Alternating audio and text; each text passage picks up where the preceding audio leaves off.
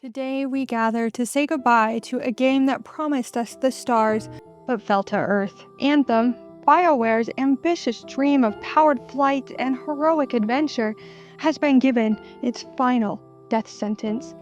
January 12th, 2026, that's when the servers go dark forever. But before we let this game fade into digital oblivion, it deserves a proper send-off, because Anthem's story isn't just about failure.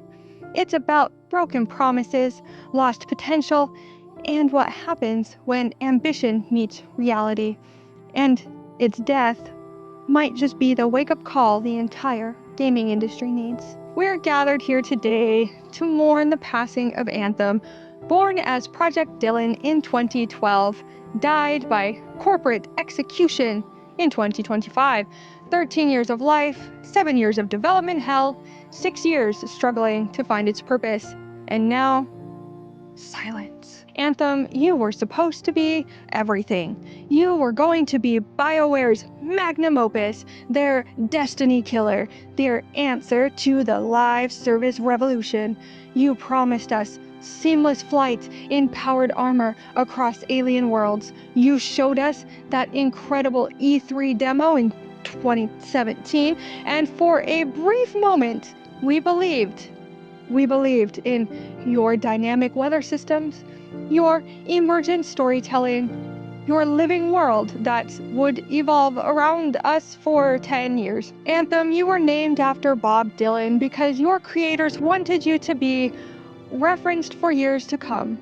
Well, you will be, but just not in the way they hoped. Today, as your final countdown begins, I want to tell your story properly.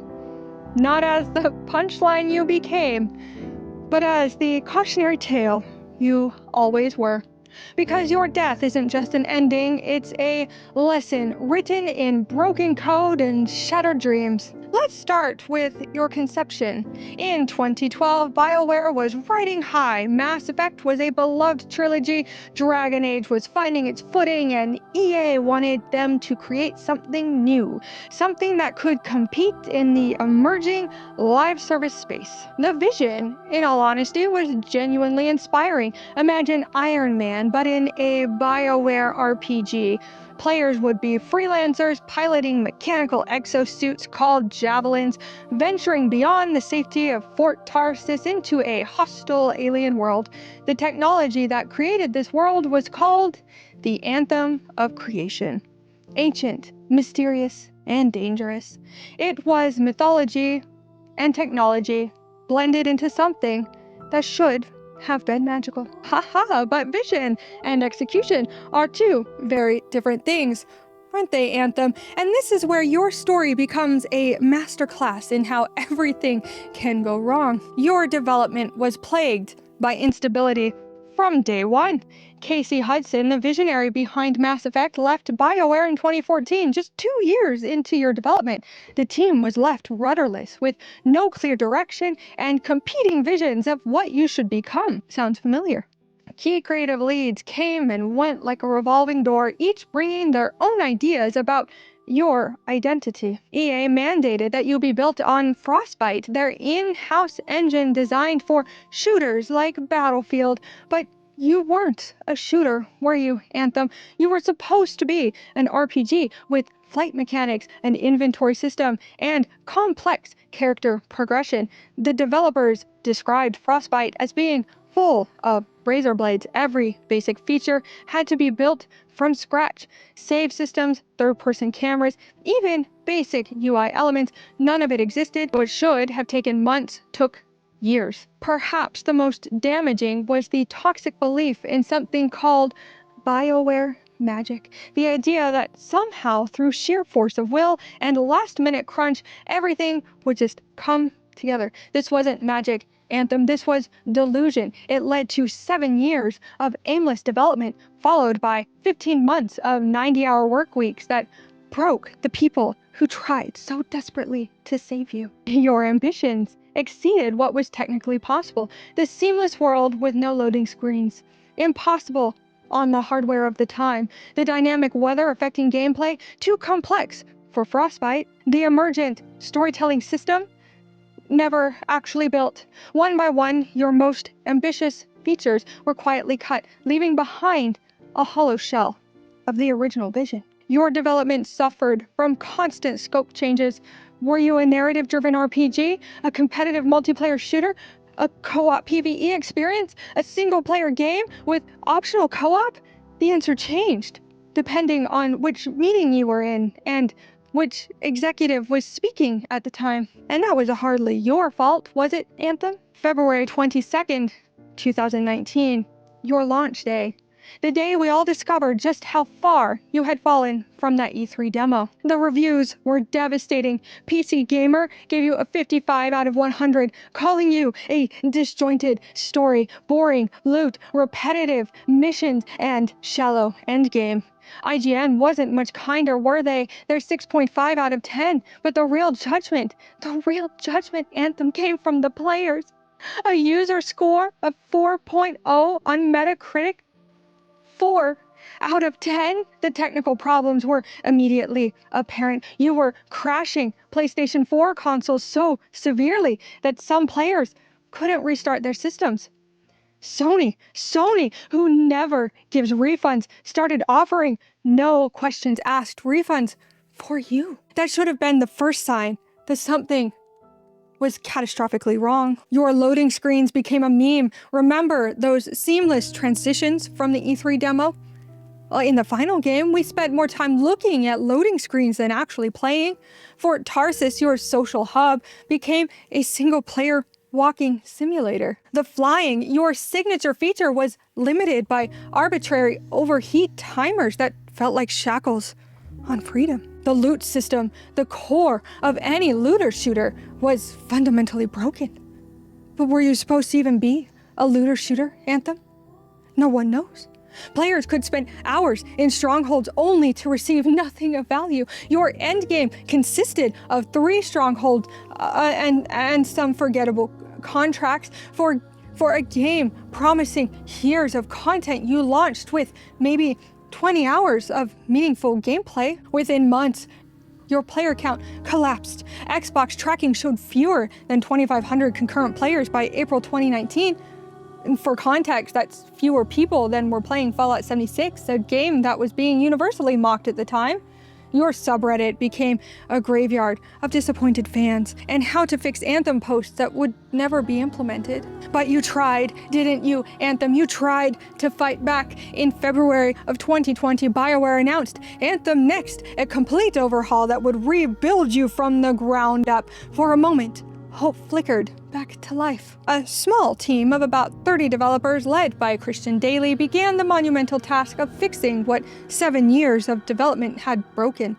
They showed us glimpses: improved loot systems, better progression, reworked combat mechanics. The October 2020 blog post suggested you might actually become the game that you were always meant to be. But hope is fragile, Anthem, and corporate priorities are stronger than developer passion. COVID-19 hit, resources became scarce, and EA decided that Dragon Age 4 and Mass Effect needed those developers more than you did. On February 24th, 2021, the axe fell. Anthem Next had been canceled. No fanfare, no explanation, just over. That was your second death, Anthem. The first death was your launch failure. But you did linger on for 4 more years, a ghost in the machine servers, humming with the presence of about 14,000 maybe daily players who still believed in you despite everything, and I'm not convinced that 14,000 daily player number is correct. But now we come to the final announcement, which reads, after careful consideration, we will be sunsetting Anthem on January 12th, 2026. No refunds, no offline mode, no preservation of any kind, just nothing. Your remaining community, that small, dedicated group of players who found beauty in your broken systems, are heartbroken. They're sharing screenshots of their javelins, remembering their favorite moments, saying goodbye to friendships formed in your flawed world. I've loved everything in the game, one player wrote, starting from the story and flying to combos end game, and the community, especially the community, the people are really nice, and we've all bonded quite fast. End quote. That community will die with you, Anthem. Those bonds, those memories, those shared experiences, all will be extinguished when your servers go dark. So what can we learn from your tragic story? Anthem, what hard-earned wisdom can we extract from your 13 years of ambitious failure? The first would be vision without leadership is chaos. Your lack of consistent creative direction doomed you from the start. Great games need visionaries who can see the project through from conception to completion. When that vision changes every year, failure is inevitable. Lesson 2 would be technical ambition must match technical reality. Your dreams exceeded what was technically possible with the tools and the timeline that you had. No desire to build anything new in order to meet those technical requirements. Promising seamless worlds and dynamic systems without first proving they could be built was setting up both developers and players for disappointment. And lesson 3, crunch culture destroys creativity. The BioWare magic that supposedly saved projects through last-minute heroics was actually destroying the people who made those projects. Sustainable development practices aren't just morally right, they produce better games. You could have been better, Anthem. Lesson 4, live service promises are dangerous. Selling a game on the promise of years of future content is inherently risky. When those promises can't be kept, the betrayal runs deeper than a simple bad game. It becomes a broken trust between developer and player. But perhaps the most important lesson, Anthem, is this. Games are more than products. They're cultural artifacts, shared experiences, and communities built around virtual worlds. When you die on January 12th, you're not just taking code with you, you're destroying a piece of gaming history. A pathetic one at that, but a piece of gaming history. And this brings us to why your death matters beyond just your own story, Anthem. You're not the first game to be executed by corporate decision, and you won't be the last, but your shutdown is happening at a crucial moment in gaming history. Your death doesn't have to be in vain because players are finally saying enough. The Stop Killing Games movement, which has gathered over 1 million signatures across Europe, exists because of stories like yours. Ubisoft shut down the crew, and now you. This movement isn't asking for the impossible. They're not demanding that companies keep servers running forever. They just want games to be left in some form of functional state when support ends. An offline mode, community server tools, something, anything, so that purchased games don't simply vanish into the digital ether. Your death, Anthem, could have been different. With the right laws in place, EA might have been required to release tools for private servers or patch in an offline mode. Future players could have experienced your world, your disaster, your mistakes. But instead, you'll just disappear. Maybe your sacrifice doesn't have to be in vain. Maybe your shutdown will be the moment that wakes people up to what they're losing.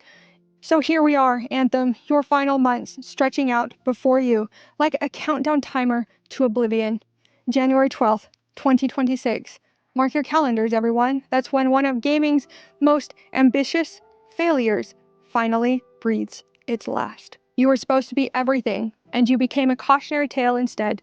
You were supposed to soar, and you crashed and burned. You were supposed to unite us in adventure, and you left us divided between disappointment and sympathy. But you know what? Despite everything, despite the broken promises, the technical disasters, the corporate mismanagement, some people still loved you. And that matters. In your broken, flawed, frustrating way, you brought joy to some players. You created moments of genuine wonders. When the flight mechanics worked, when the combat clicked, when the world felt alive, some people did love you. So rest in peace, Anthem.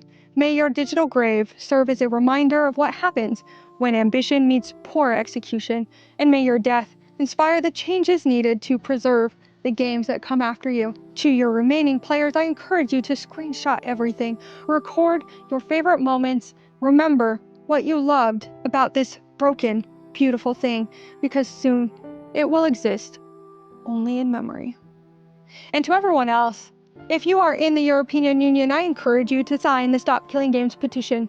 We need every signature to reach past our goal and to make them listen to us. We want to make sure that we have an appropriate cushion because some signatures may be found invalid.